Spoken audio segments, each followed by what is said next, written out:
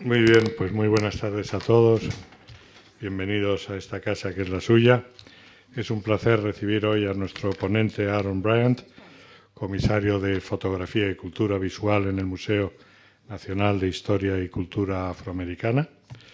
Bienvenido al representante de la Embajada de los Estados Unidos, embajada con la que tenemos una excelente colaboración en todos los campos. Con esta actividad pretendemos contribuir a dar a conocer la historia y cultura de generaciones de afroamericanos y su aportación a todos los ámbitos de la vida de ese gran país. El Museo Nacional de Historia y Cultura Afroamericana, inaugurado en 2016, narra precisamente la historia de esta comunidad desde la esclavitud hasta hoy a través de más de 4.000 piezas. Como saben ustedes, Estados Unidos celebra en el mes de febrero el mes de la historia de los afroamericanos, con actividades educativas y culturales sobre la historia y la cultura de la población americana de origen africano. También estamos celebrando entre 2015 y 2024 el Decenio Internacional para los Afrodescendientes. Celebrar este decenio puede ser, sin duda, una gran oportunidad para reconocer y poner en valor la importante contribución política, económica, intelectual y cultural de los afrodescendientes en la conformación de América. Alrededor de 200 millones de personas que se identifican a sí mismos como descendientes de africanos viven en las Américas. Reitero nuestra bienvenida a nuestro ponente y, sin más preludios, la embajada representa a la embajada americana. Muchísimas gracias.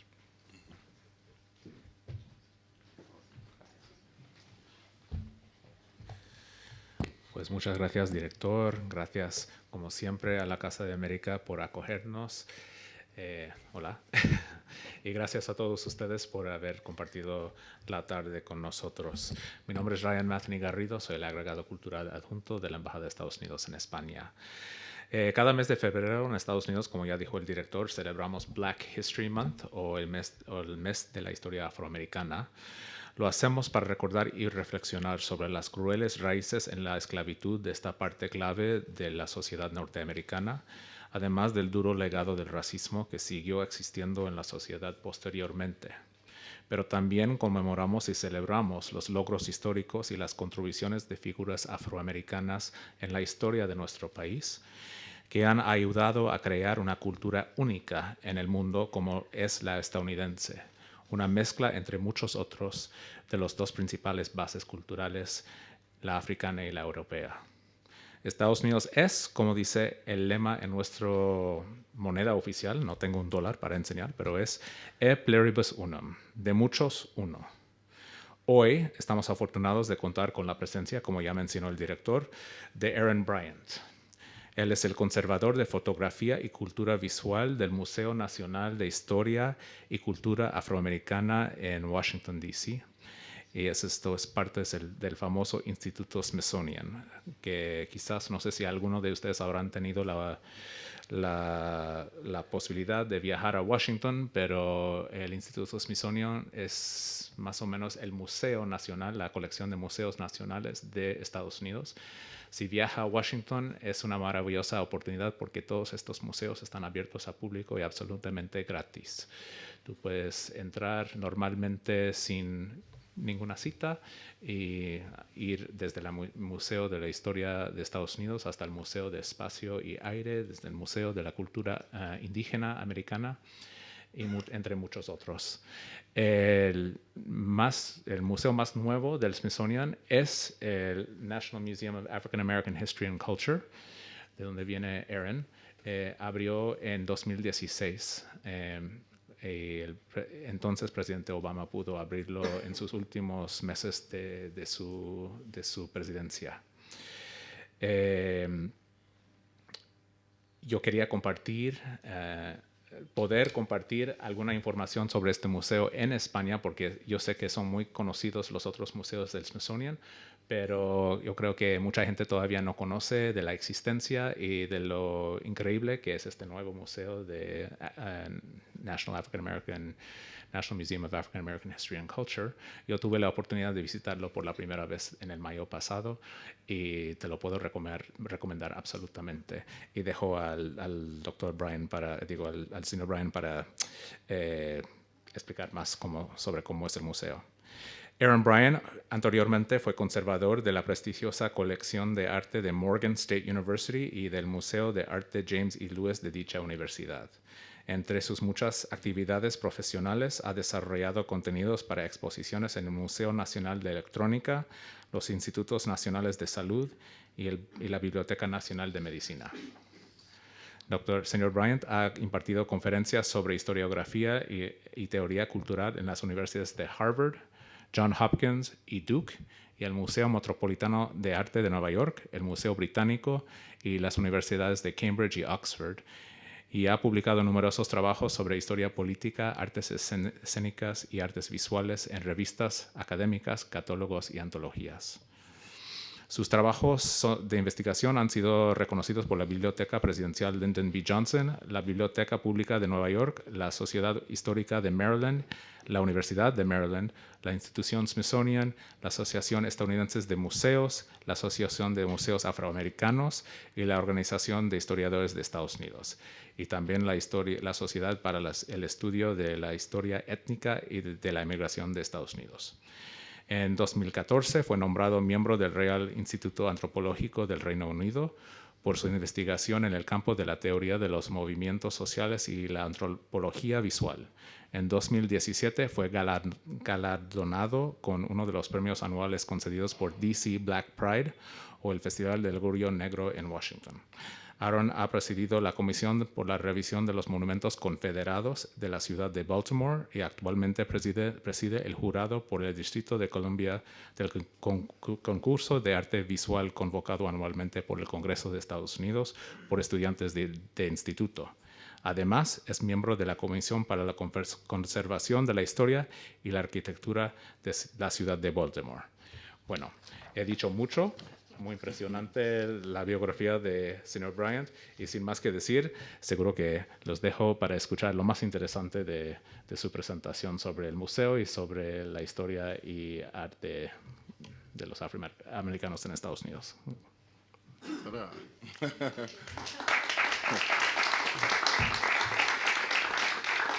geez, thank you, Ryan. I mean, my resume sounds so much better in Spanish. It sounds so much more impressive in Spanish. But howdy, folks. How are you? Thanks for coming out. And thank you all for inviting me to do this. It's been a pleasure. I've been in Spain since Sunday. And just getting here today from Barcelona. And it's really been a pleasure, and I would say an honor, particularly to be here in this space and to talk about our museum with you. So as you know, my name is Aaron Bryant, and I'm a curator for the National Museum of African American History and Culture. The museum and the Smithsonian, actually, the museum is the newest Smithsonian museum, but I should mention that the Smithsonian is actually one of the largest museums in the world. We're not just a museum that exhibits artifacts and art and other objects. We're actually a research institution, and so the way the Smithsonian is set up is very much like a university or a college, where each museum is a different college within a university system, and the different curators are sort of like professors or researchers. But in addition to having museums, we have research centers and all kinds of scientific spaces where folks are studying astronomy, marine biology, botany, and then of course we have the National Zoo, where folks are actually studying animals, and so the Smithsonian itself is rather huge, even outside what we generally think of as the Smithsonian, which would be the number of museums that we have located on the National Mall. We actually have 19 museums in total, and these are just a few.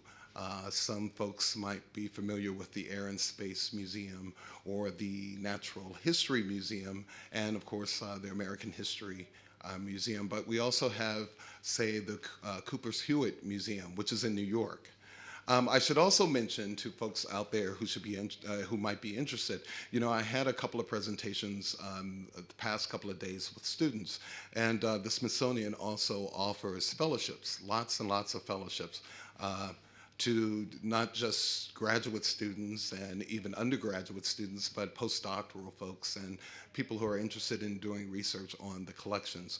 And the fellowships are open globally, too. I actually sit on or have sat on 2 fellowship committees to review applications. And we get applications from all over the world and have supported specifically the ones that I've sat, the review panels I've sat on for artists. We support artists from all over the world, bring them to the Smithsonian so that they can do research and work with curators to sort of inspire one another and inspire ideas. So, how many folks are actually familiar with the National Museum of African American History and Culture? Oh, okay, there you go. I would say that our founding director, Lonnie Bunch, is sort of a rock star because he's lecturing all the time.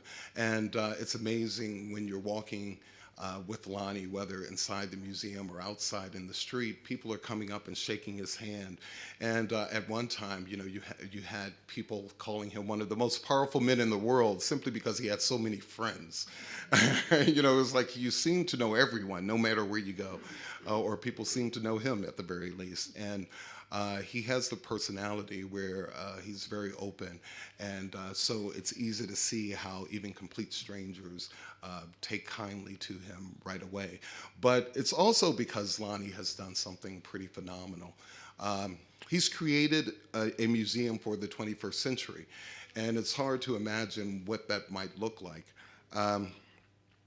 Well, it's simple, but it's not. Generally, we think of museums as spaces where folks just donate their materials, their objects, artifacts, art, whatever, to the museum.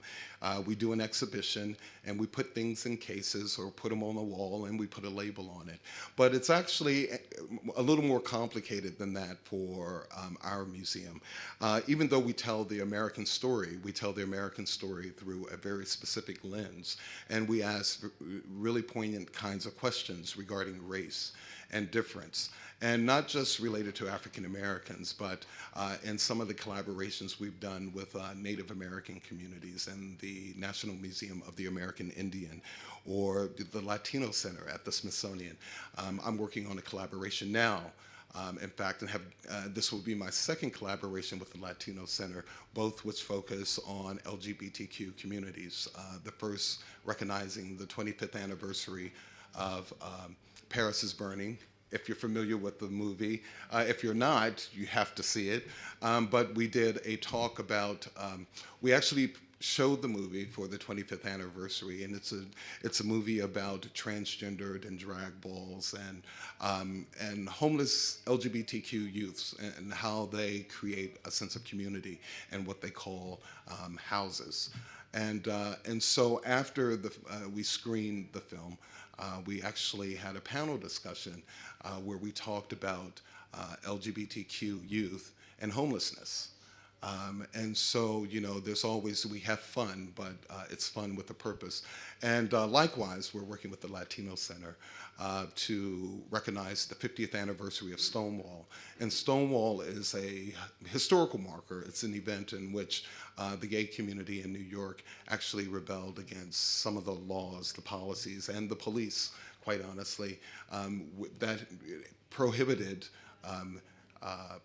the LGBTQ community from expressing who they were. There were lots of laws about what people could do in public, and they had to keep, gay people had to keep their orientation secret. But Stonewall was a marker where folks refused to follow those policies, and it changed. And it changed the LGBTQ movement in America for the next 50 years. And even today, we're still feeling the impact of what happened in Stonewall. And it also inspired a number of other protests among other kinds of communities, and change, positive social change for other communities. And so working with the Latino Center, we're actually going to recognize that with a dance party. But we're also going to do panel discussions to talk about social justice and what does it mean to be a part of a democracy, to have equality, and to make social change. And so again, we like to have fun, but it's like fun with a very real purpose. And a lot of this is driven by what the vision of the museum actually is. We're not just a museum, as I mentioned before, where we present popular culture or objects within a case, and those objects don't relate to everyday lives today, not just everyday lives 50 years ago or 60 or 100 years ago, but how do we make the past relevant to people today? During my doctoral program, I had an advisor who would always, I'd give this great presentation of this research I'm doing, and I present to the class, and at the end of the presentation, she would always say, yeah, but who cares, right? It's like, who cares? What impact does it have? That was the point, is that you can't just do research for research's sake. How does your research impact people's lives? How do you all care about anything that I might present or do research? How does it affect your life today? And I would say that's an important tenet of our museum. We do history not just for history's sake, but we do history for the sake of the present and future generations, so that people can see a trajectory or a historical continuum, that things are all related, that events are related and people are related. An event in Spain affects policy and the future of people. It can affect the future of people in Utah, for example. And a case in point would be looking at protests in China and what impact that would have in the Americas, or the Black Lives Matter movement, and the impact that had almost immediately through social media, the impact that it had on communities around the world. And so our museum actually looks at history in that context. Along those same lines, it's understanding that history happens every day. It happens, we're a part of history every day. We see history, and sometimes we're actors in history every day, and we might not even know it, which is absolutely amazing, because history is often made by ordinary people in extraordinary circumstances. And that's something else I really like about our museum, is that we celebrate the everyday heroes, the people who never saw themselves as extraordinary. They were just a mom, or they were just a kid, a student, or they were just someone who just wanted a hamburger and decided to go into a restaurant and get served, but they had no idea it was a segregated restaurant. And so then that ignites a movement. Just everyday people are celebrated by our museum. And I think that's part of the museum's appeal. We often find, and it's strange, I've done a couple of exhibitions, and I've been in a couple of exhibitions at our museum where you see people just staring and standing in front of an object or reading a label, and they're crying. I have two favorite stories, and then I'll move on to the formal presentation. I did this exhibition called More Than a Picture, and we had a number of LGBTQ-related images on the wall. And we had a press day, and I found two of the press people, the journalists who were writing about this opening or this exhibition. I found two of them on two different occasions, standing in front of different photographs and crying. And then I found a photographer who was featured in the exhibition. She was standing in front of one of her photographs and just crying. And I finally asked, I go up to him, I say, well, I'm glad you liked the exhibition, and I didn't know you'd be so moved by it. And each one of them, they responded by saying, yeah, this is the first time I saw myself as a part of a nation or a part of history, and it's the first time that someone showed me that I mattered, that my life mattered, the thing that I committed to all my life made a difference. And that was absolutely amazing to hear, that people, and it's something we recognize, but you know, people coming into our museum see themselves somehow in the stories. They can relate to the stories. And I think that's the important thing that we can do as museums, and I hope I can do as a researcher and as a curator. It's not just about the objects, it's really about the humanity that the objects represent. And if I'm doing my job well, whether as a historian or a curator, I can help people who come into the museum see themselves in the story. When I talk about a mom and her relationship with her daughter, hopefully I can have everyone understand what that felt like for that person at that moment in time.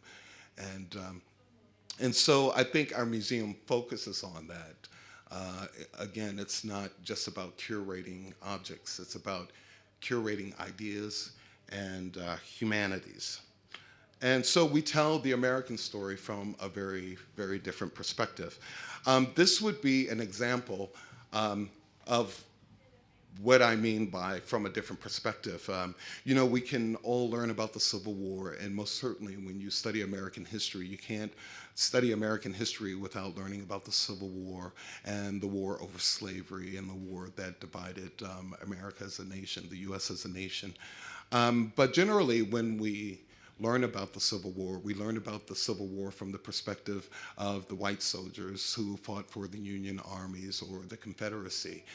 We rarely hear about the African Americans and their role in the Civil War. And oddly enough, you know, we see the Civil War as sort of a war about slavery and the state of slavery and democracy in the US, and yet we don't look at the lens of some of the people who were most affected by whatever the outcome of that war would be, which would be African Americans.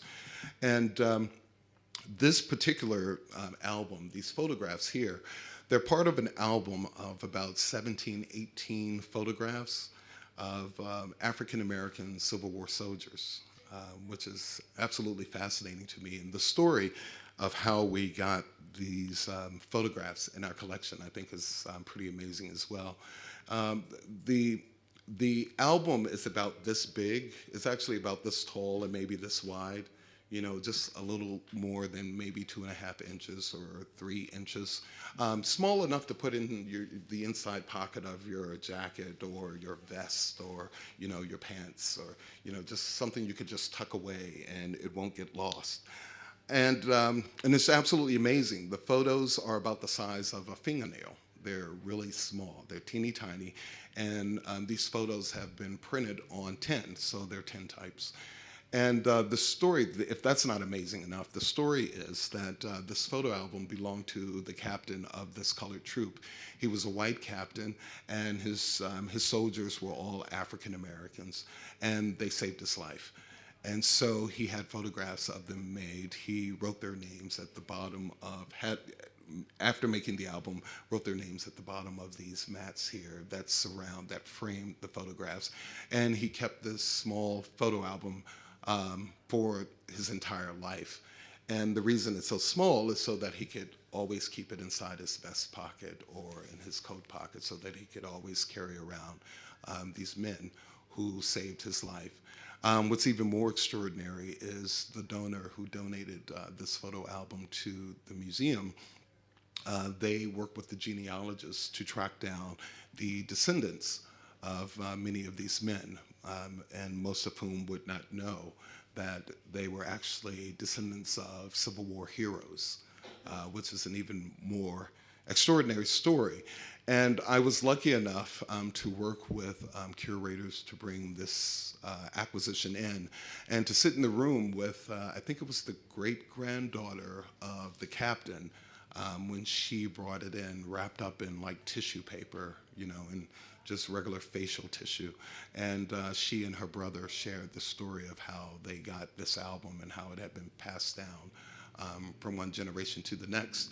And the captain kept a family album that was incredible to look at. It was more like looking at something from a historical society, the condition that this family album was in with all of these 19th century photos. And I believe he also kept a journal. So that's one of the ways that they were able to document this album. And it was a really extraordinary story. But it also showed the importance of how history can be interrogated from many different lenses, and how history must be interrogated from many different lenses. You know, we can learn about the Civil War in high school or junior high or in the first grade even. But as a historian, I'm glad to work for a museum that really encourages us to ask many different questions about the stories and the histories we've learned, to really interrogate it.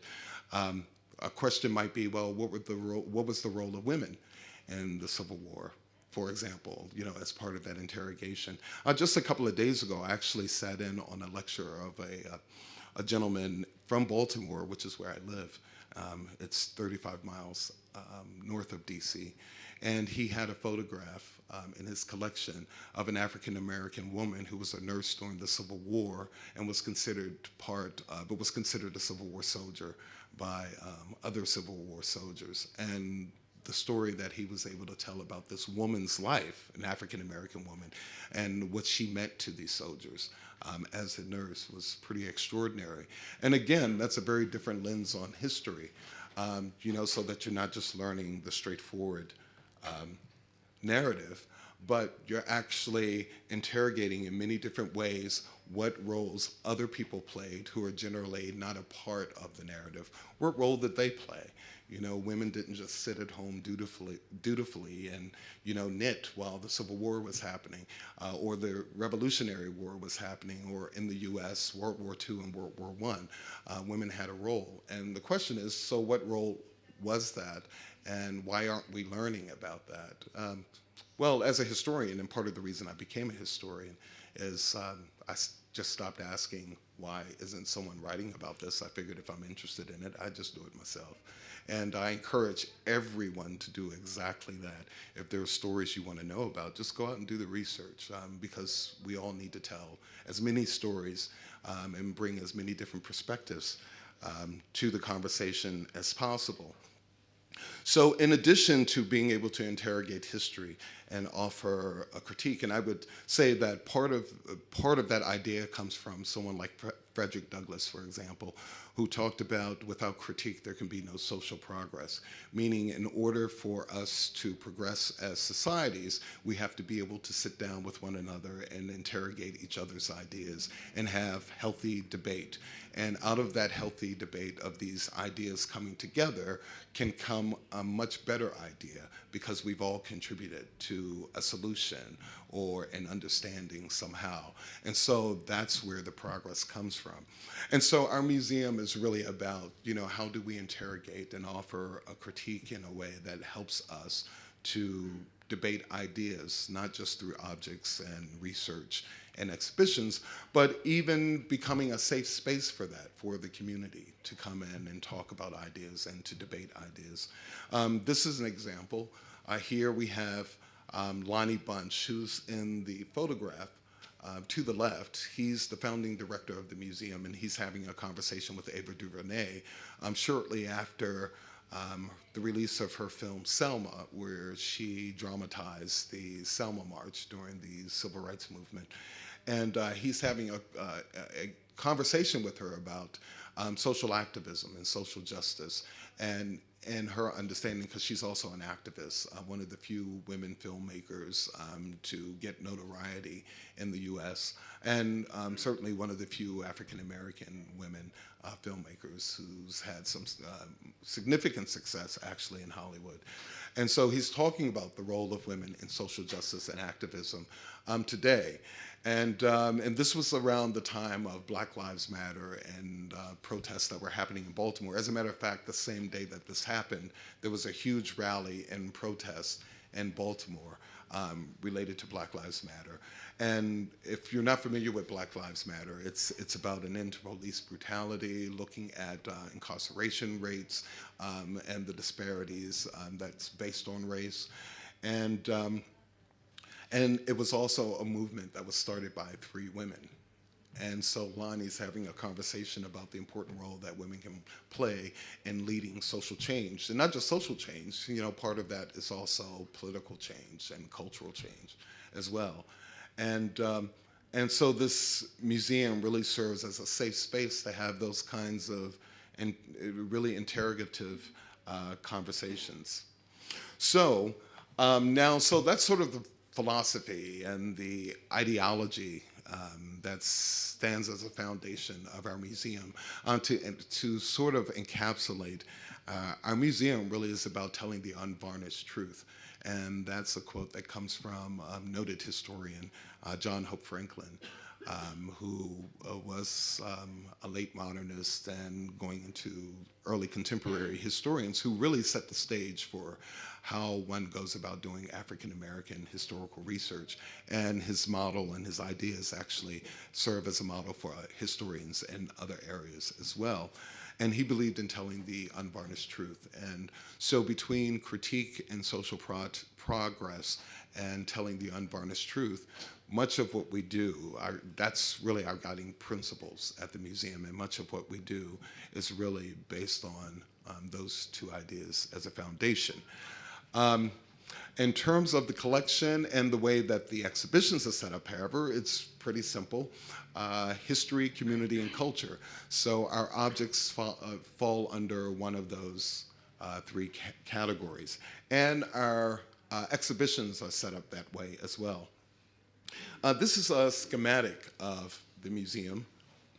Sort of if you were looking at the museum from the street and you sliced it so that you can see inside. You see at the top, and I'll just point to this, and then I got to get back to the mic. How about that? Here, that's the level that you see above ground. So those were the 3 different tiers that you see, the really gold-looking tiers. And I would say that the architecture of the museum is really different if you know the architecture in Washington, D.C. Washington, D.C. is very much about stone and concrete and even marble, columns and rectangular shapes. You know, there are terracotta roofs, and pretty much the buildings sort of fall in line. Even the buildings that don't fit that federal building model, you still have architectural, very modernist architectural genres of buildings that surround those other buildings. Again, they're pretty much rectangular shapes and squares. Our museum was going to be a little bit different, and one of the things we wanted to do was to sort of modify the idea of a rectangle by adding those slices that go in. So it's actually sort of a glass building, and then on the outside, surrounding the glass building, are these things that we call coronas. And the coronas actually are to emulate metal. So if you recall from the earlier photo, let's see if I can get back to it. In this photo here, you see the bronze that sort of surrounds the building. Well, that's emulating bronze metal. And that's to harken back to, you know, 15th, 16th century Benin culture and Nigerian metalwork. The designer, the architect for the museum is David Adjaye, an African architect based out of the UK. And so he wanted to use inspiration from Africa. So that was one of the initial ways that the museum, just architecturally, would be very different from its surrounding buildings. And then the shape, where you sort of have these upside down, the bottoms of pyramids, where it goes up like this, as opposed to just being straight across and straight down. That's inspired by these totems that they would have outside of homes in Africa. And at the top of the totem, there would be this crown. And these totems were used to hold up the roofs of porches. So they were a symbol of welcome. You know, welcome, all visitors are welcome here. don't worry, the door is not locked, just walk on in, just come on in. And so that three-tier sort of like crown shape is inspired by these African totems as a symbol from, you know, miles away. Everyone's welcome to this space. The door's open, just come on in. Well, of course, everyone tried to get in at the same time, so then we had to get time passes. So it's not as easy to just walk right on in now, but it's getting easier. And I thought that was pretty innovative, actually. And another reason that I think it's significant to sort of acknowledge that those African inspirations in the architectural design, the museum actually sits next to the Washington Monument. And if you're familiar with the Washington Monument, it's that obelisk. You know, it's like if you've ever seen a movie set in DC, or if you watch Scandal, or, you know, some television show, they always show the Washington Monument. It just sticks straight up in the air and then has the triangle at the top, the pyramid at the top. Well, of course, you know, the response is this is African design as well, because the obelisk, of course, is Egyptian, and Egypt's in Africa. And so you have one African-inspired architectural kind of monument in the space, and very next to it, next door to it, you have architecture that's inspired by Africa as well. And I thought that was pretty witty of the architect, quite honestly. And so, as you see, the tiers sort of align with the different floors. At the bottom here, and I'll point this out, these three levels, they're actually underground.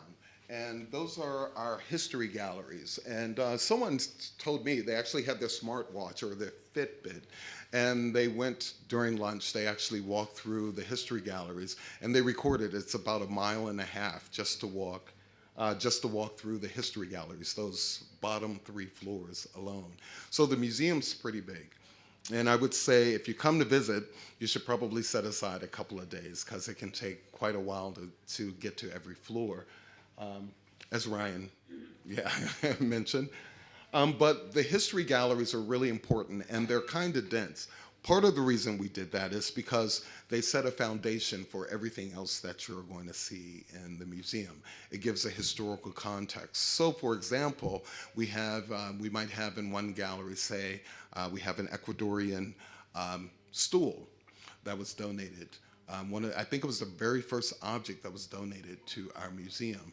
And of course, this references that African American history. It brings into question this whole idea of how do we define African American, who and what constitutes American, what are the Americas, and also that the African slave trade wasn't just to the US, that it went through Latin America, South America, it went through the Caribbean, it was in Brazil, Puerto Rico, Dominican Republic, Cuba, it was all over. It was in the UK, you know, and everyone was involved. We have Spanish history, Dutch, French, German, you know, we have an entire world who's involved and is part of this history.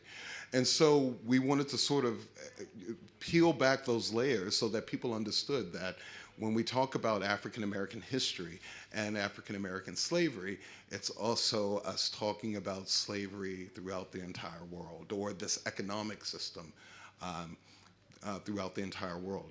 And our slavery and freedom, which is on the very bottom level, the C3, where you see the C3, that's our slavery and freedom exhibition, does a pretty good job in helping us to understand the complexities of the slave trade. We also acknowledge, you know, that slaves weren't just African slaves who practiced strictly African religions. There were, you know, hundreds of thousands of slaves who were Muslim, for example. I have to tell this story because I think it's really fascinating. And not too long ago, the Library of Congress, they actually acquired these objects, and it references one of the characters, one of the people that we feature in our exhibition, Omar ibn Said was his name.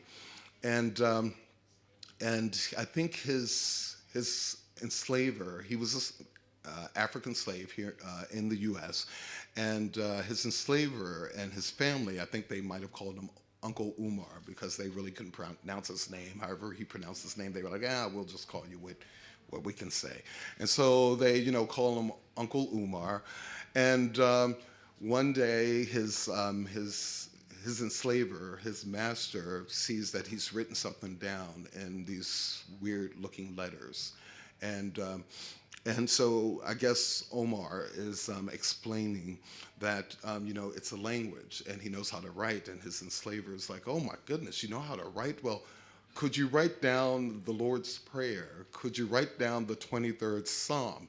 And so he has him writing down things from the Bible. He's teaching him these, these prayers, these common prayers from the Bible, and then to sort of impress his friends. Oh, well, Miss Mary Bennett down the road, I want to really impress her. She's going to be here earlier today. Could you write the 23rd Psalm out again?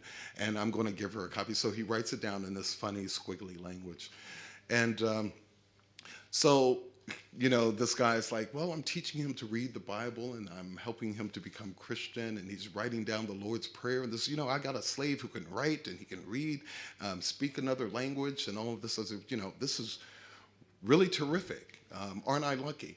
Well, years later, they find all of these papers, and they actually decipher the language and the writing. And it turns out that he was writing Muslim scripture.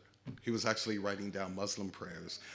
And based on what he had written, from what I read, it seems that at least one of the prayers were prayers that Muslims would say in preparation for prayer. And some of these prayers are actually, directly out of the Quran. And so they were like, okay, so this slave wasn't right. But at the top it would say, Uncle Umar wrote down the 23rd Psalm, and then you read it and it's like, oh, this is actually from the Quran. It's not the 23rd Psalm at all. And they never knew. And so as it turns out, there were a number of slaves, hundreds of thousands, I think, scholars have discovered, who were actually Muslim. They didn't practice Yoruba or, other kinds of African religions.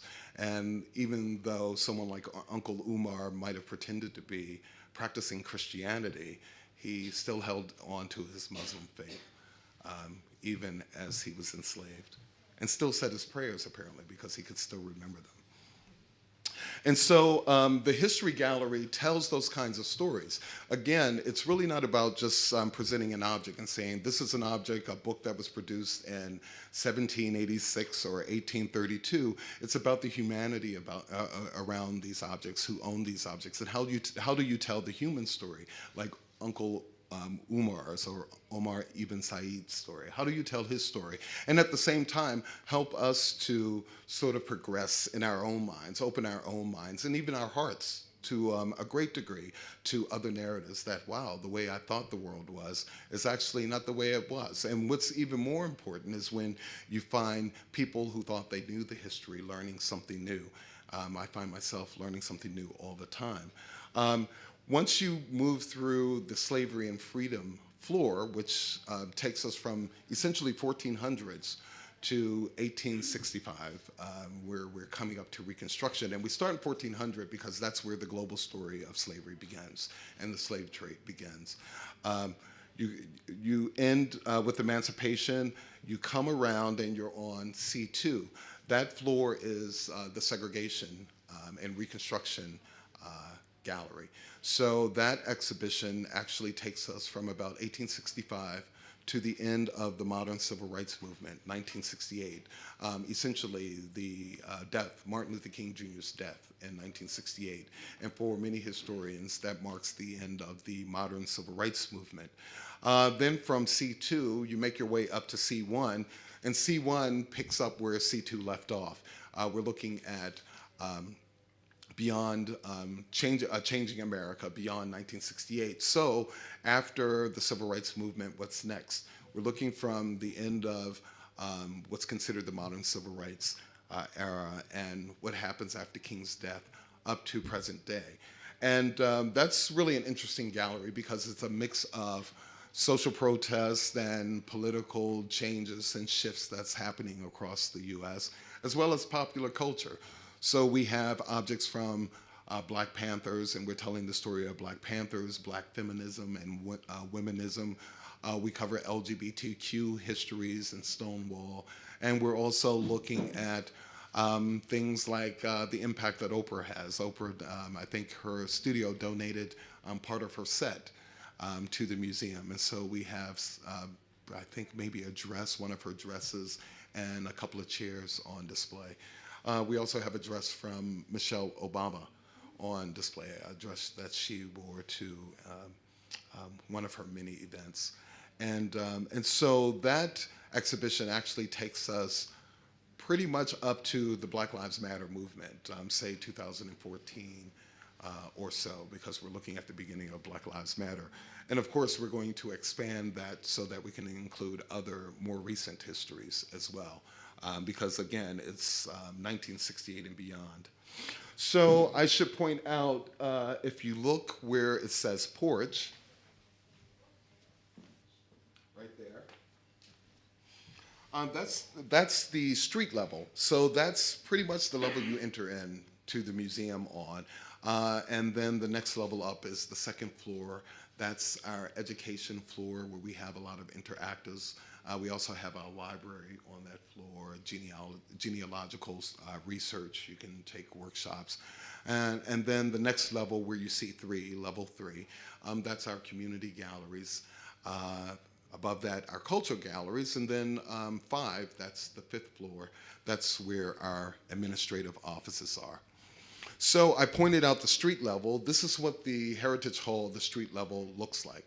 And it's pretty much a big open hall, which is really interesting because you find people who haven't seen each other in years. It's sort of like a big meeting space, and it's really amazing.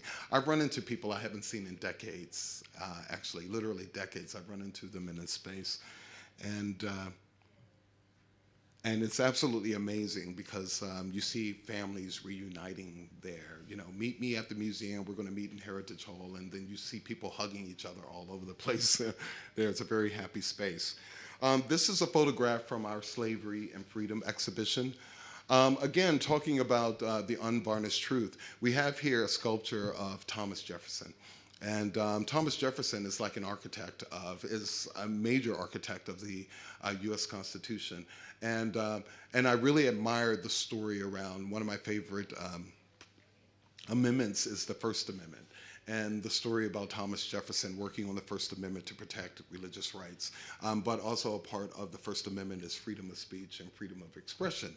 And so you think, wow, this guy, Thomas Jefferson, was so far ahead of his time, because at a time when people were trying to define freedom and democracy, he was, you know, I mean, he was a really cool cat. I can't find another way to say it because he was so far ahead. He was like, hey, man, whatever you want to do, whatever, you know, we all should have the right to say what we want to say, and the press should cover it because they will keep us honest, and you can practice whatever religion you want. This is a democracy, and this is what we should be based on. And I'm thinking that's really kind of, you know, way ahead of its time. It's literally revolutionary.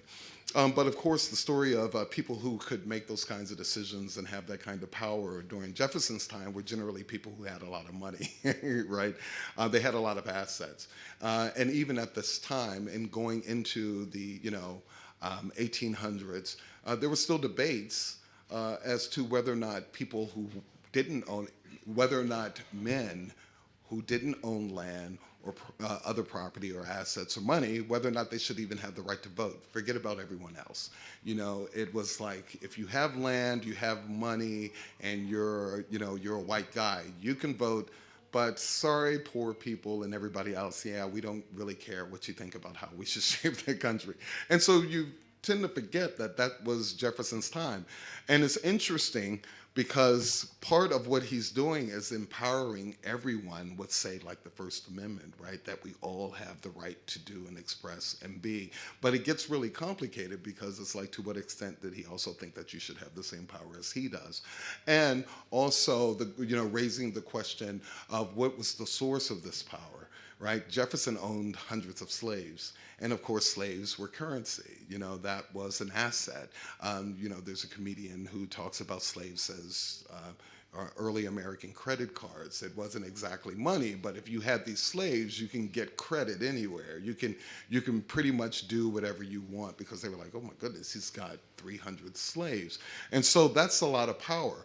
But when we talk about the power that people like Thomas Jefferson had, we never talk about where that power really came from. He enslaved hundreds of people. And so to sort of problematize this sculpture where we recognize Jefferson's import to American history, we also have these bricks that are part of the installation, and behind and on the bricks behind him are the names of his slaves.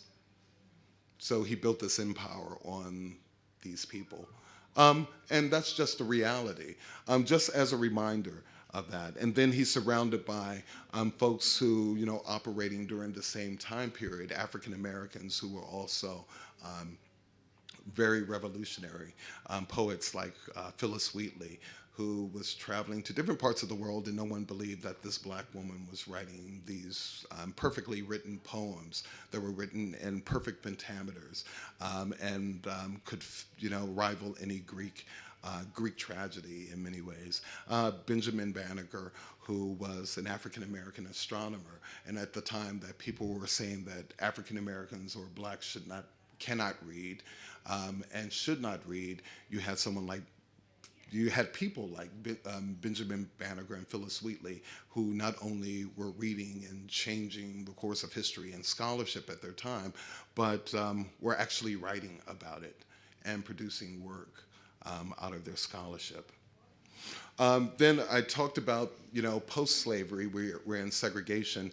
This is an example of one of the interactives that we have, educational interactives. And essentially, people consider, I don't know if you're familiar with the Greensboro lunch counter sit-ins, but that was an important turning point in the civil rights movement. And so what we've created is sort of like an extra long lunch counter, and people can sit down at this lunch counter on stools and play with these computers that pretty much are in front of them to learn more about the civil rights movement and the civil rights era. And then, of course, I mentioned you go from that to a changing America. So after Martin Luther King Jr.'s death, then what? What happens to America, and what happens to Black America? And so that's what the entrance to that gallery looks like. And so on the second floor, our education floor, we have lots of interactives, and one of my favorites is what you see in the background. I'll point it out. Here. So those things that you see sort of floating around are actually objects that are in the collection, and you can touch one of the objects and it gives you lots of information about what the object is and what it was used for, but it also creates like this web of other objects in the collection and people who are connected to that object. And so it's almost infinite. And what's really interesting about it is that you can see how all of these people, all of these objects, and more importantly, all of these time periods, these events in one way or another are actually kind of connected, which tells us something about, humanity, and how no matter where you are, no matter what history you might have or consider your own, our histories are all connected, whether it's your history from the 18 or 1700s or my history from 2000, that all of these stories are connected, and that's this wall helps to teach people that and how it actually works. Also on this floor, our education floor, I mentioned we have our genealogy space. So people can come in and do genealogical research. We also do programs to teach people how to do genealogical research. And particularly for African Americans, it can be really difficult because, if you're a descendant of slaves, they didn't really keep great records. Depending on where you were born and when you were born, it can be very difficult to find accurate records to go back even to the late 1800s and even into the 20th century, quite honestly, because there were still people who were being born. They couldn't be born in hospitals. You couldn't go to hospitals because they were segregated, or if you went to an African-American hospital, they were so far away that it was, it made more sense to actually have your child at home, but how do you keep accurate records? And then we have the community galleries that includes sports, and our military gallery, one of my favorite spaces. And then on the top floor, we have our culture galleries. And that covers music, including one of our favorite objects, Chuck Berry's Cadillac, which everyone loves to take a picture beside. We have Taking the Stage, which covers theater, performing arts, television, film, and even comedy. We recognize history makers in comedy, comedians who really made a difference to American culture. And then visual culture, our visual arts department. I will point out that this thing in the background that looks like a space shuttle was actually created by this artist, Jefferson Pender, and it's made from wood that he got from the Barack Obama's first inauguration, from the bleachers and the stands. And so, he created this space shuttle as a way to remind people that at one time, John F. Kennedy wanted to send man to the moon, and no one believed it was possible. And so the connection, of course, is that America voted in an African-American president. The U.S. had an African-American president, something that most people thought would never be possible. And so it's one of my favorite objects. And these are just some of my other favorite objects here. This is a horn from an African-American soldier who fought during the Revolutionary War. And again, you look at his name, Simbo. It's believed that slaves who were named Simbo, Sambo, Sambara were actually Muslim slaves, which is interesting. So, it would be nice to do further research on this particular African-American soldier. Segregated boxcar, and just some other things, Rosa Parks' dress, and the stone to the side there. It's actually rather huge. That's a slave auction block. So they actually sold slaves from this piece of rock here. And we have Nat Turner's Bible, Harriet Tubman's gospel hymnal, and William Lloyd Garrison, who was a really important and I would say game-changing abolitionist. We actually had donated to the museum a box, a trunk with lots of his possessions in it, and this is one of them, a pocket watch. And so sort of to just summarize, this is just in the first year. So we opened in 2016, and by 2017, we had over 3 million visitors. We had collected over 40,000 objects, and that's starting from nothing. We're now up to about 57. I think we're going to do 57 public programs this coming year.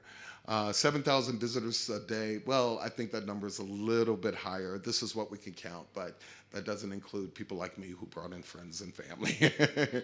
and most of the staff did that, of course. And then also the 5-hour dwell time. The truth is, you can't be fooled by that. It's going to take you a couple of days to actually get through the museum. I think some people just give up after 5 hours and say, I'll just come back tomorrow. And then some of the other statistics are pretty phenomenal too. When you look at the number of families, what percentage of families, and what percentage of people above 60. And what we don't point out here is that many of the people who come to our museum, even if they're 60, 70, I've seen so many people in wheelchairs and walkers and with canes, and they're there with their great-grandchildren. They're coming to a museum for the very first time. And so we have millions of visitors who are actually coming to a museum and coming to the Smithsonian for their very first time. And some of these people, many of these people, are folks who live in Washington, D.C. and have lived in Washington, D.C. for generations and have never been to the Smithsonian until our museum. So essentially, as a curator, no matter what I'm doing, whether I'm looking at contemporary history or looking at history from the Revolutionary War, the first question I want to know to answer is, what are the lessons to be learned, and how do we make meaning out of this? So how do you understand the meaning in this moment of history? And that's present-day meaning, right? So that gets to that so what answer, who cares? Well, how do we make meaning out of this event? And I think when you go into any museum, you should carry that with you. When you look at objects, ask yourself, not just so what, like my professor would always challenge me with, but what lesson can be learned from this object? And that could be any object, whether it's something you're interested in or not.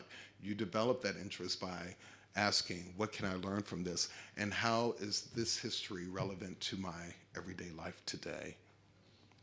And I'm just going to wrap up because I think it's time maybe we should have Q&A. But these are just some examples of how history can have immediate relevance.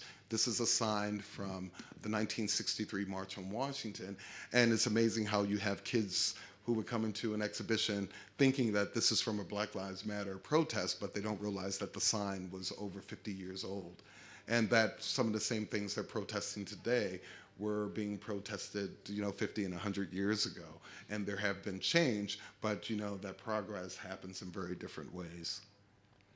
Oh, and another one of my favorite, we looked at some of the early stuff. Of course, we have like the horn from the soldier who fought in the Revolutionary War, but we also have very contemporary things, not just Black Lives Matter, but even kind of poetic things. This is a photograph that was taken by photographer Lorna Simpson. And she actually took this photograph in the late 1980s, I think 1988, as part of the Artists Against AIDS project. And so while the debate during the 80s was about men, gay men, contracting AIDS and HIV, no one was talking about the fastest growing population of HIV patients and AIDS-related deaths, which were African American women. And so she actually created this, it's a large photograph, in response to that, to sort of intervene in that conversation. And I'll just read it out loud. It says, "A lie is not a shelter, discrimination is not protection, isolation is not a remedy, a promise is not a prophylactic." And what she's basically saying is a lie is not protection, discrimination is not protection, isolating oneself is not protection, and a promise is not protection. And I thought that was just so poignant and so minimalist and just actually beautifully written. But also during the late 1980s, what a statement, because that was way ahead of its time. It wouldn't be until years later that people will actually acknowledge to what extent African American women were being impacted by AIDS and HIV. And again, this goes back to what I said earlier, that I think that museums can provide important platforms to discuss contemporary issues and problematize those conversations. And that's pretty much it. I hope if you get to Washington, D.C., you all contact Ryan and have him get you tickets. And yeah, come to D.C. and come to our museum. No, thank you.